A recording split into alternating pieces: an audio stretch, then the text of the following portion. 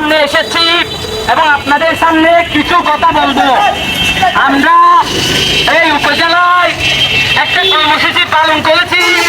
কর্মসূচিটা হচ্ছে পরিষ্কার পরিচ্ছন্ন উপজেলা গঠন, এবং সেই পরিষ্কার পরিচ্ছন্ন উপজেলা গঠনে আপনাদের ভূমিকা সবচেয়ে বেশি প্রয়োজন।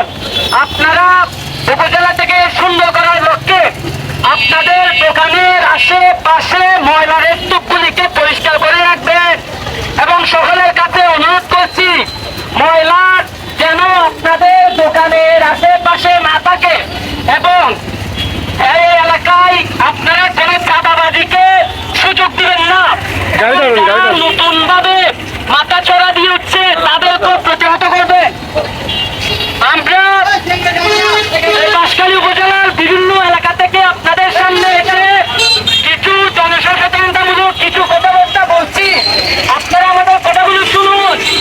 আমাদের কথাগুলি মূল কারণ হচ্ছে আপনারা পরিষ্কার পরিচ্ছন্ন এবং সকলের কাছে অনুরোধ জানাচ্ছি কোন মানব, কোন অন্যায়, কোন দুর্নীতি আপনারা প্রশ্রয় দিবেন না। আমরা বৈষম্য বিরোধী ছাত্র আন্দোলনের ব্যানারে আপনাদের সকলের কাছে অনুরোধ জানাচ্ছি আপনারা পরিষ্কার পরিচ্ছন্ন একটা উপজেলা গঠন করবেন। আপনারা পরিষ্কার পরিচ্ছন্ন একটা বাঁশখালী গঠনে সকলের ভূমিকা রাখবেন। সকলের কাছে আমরা অনুরোধ জানাচ্ছি আমরা উপজেলার বিভিন্ন এলাকা থেকে আপনাদের সামনে জড়ো হয়ে কিছু কথা বলছি, সেগুলো আপনারা মনোযোগ দিয়ে শুনুন।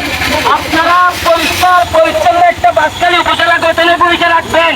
যে জায়গায় ময়লা দেখবেন সেই জায়গায় নিজেরা পরিষ্কার পরিচ্ছন্ন রাখবেন, এবং সকলের কাছে অনুরোধ জানাচ্ছি বাঁশখালী উপজেলায় ইতিমধ্যে ডাস্টবিন রাখা হচ্ছে। নির্ধারিত ময়লা ডাস্টবিনে ফেলুন।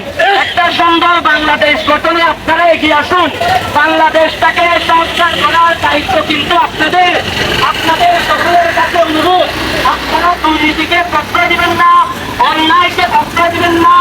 তারা চাঁদাবাজি করবে তাদেরকে প্রশাসনের হাতে তুলে দিবেন। নতুনভাবে কাউকে সুযোগ দেওয়ার প্রয়োজন নাই। অন্যায়, অবিচার এবং দুর্নীতিমুক্ত একটা বাঁশখালী গঠনে সকলে ভূমিকা রাখবেন। সকলের কাছে আমরা অনুরোধ জানাচ্ছি পরিষ্কার পরিচ্ছন্ন একটা বাঁশখালী গঠনে ভূমিকা রাখে একটা সোনার বাঁশখালী উপহার দিবেন।